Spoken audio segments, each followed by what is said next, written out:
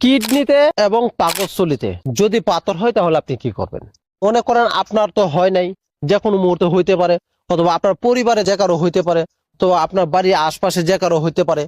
কিডনিতে এবং পাকস্থলীতে যদি পাথর হয় তাহলে আমি একটা গাছ দেখাই, এটাকে বলা হয় আপনার জার্মানি লতা গাছ। এটার নাম হচ্ছে জার্মানি লতা গাছ। এই গাছ দিয়ে আপনার পাকস্থলীর যে পাথর এবং কিডনির যে পাথর এটা আপনি ভালো করতে পারবেন। আমাদের অত্র এলাকাতে বলা হয় এটাকে জার্মানি লতা। তা আপনাদের অত্র এলাকাতে এটাকে কি নামে ডাকা হয় সেটা অবশ্যই আমি জানি না। তবে আপনার কাছে ছোট্ট একটা রিকোয়েস্ট থাকবে, অবশ্যই কমেন্টে লিখে দিবেন আপনাদের অত্র এলাকাতে এটাকে কি নামে ডাকা হয় এই গাছটাকে। তাহলে অন্যান্য এলাকার লোকেরা সহজে চিনতে পারবে, এই গাছটাকে সহজে চিনতে পারবে, এবং তাদের যে সমস্যাটা এটা সহজে তারা সলভ করতে পারবে। তো এই জার্মানি লতাটা যদি আপনি কিভাবে কেলে পরে আপনার পাকস্থলীর পাথর এবং কিডনিতে যে পাথর হয় এটা চলে যাবে।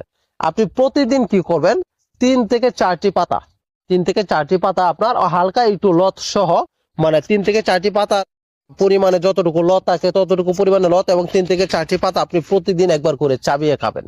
যদি চাবিয়ে খান তাহলে কি হবে, আপনার কিডনির পাথর এবং পাকস্থলীর পাথর এগুলি আস্তে আস্তে চূর্ণ হয়ে আপনার বের হয়ে যাবে, চূর্ণ হয়ে বের হয়ে যাবে।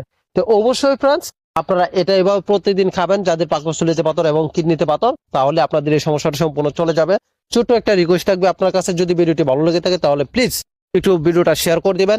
এই সমস্যাটা যেন অন্যরাও জানতে পারে, চিকিৎসাটা যেন অন্যরাও শিখতে পারে, এবং এই ধরনের নিত্য নতুন ভিডিও পেতে অবশ্যই পেজটি ফলো দিয়ে রাখবেন, এবং ইউটিউব থেকে যারা দেখছেন অবশ্যই চ্যানেলটি সাবস্ক্রাইব করে রাখবেন।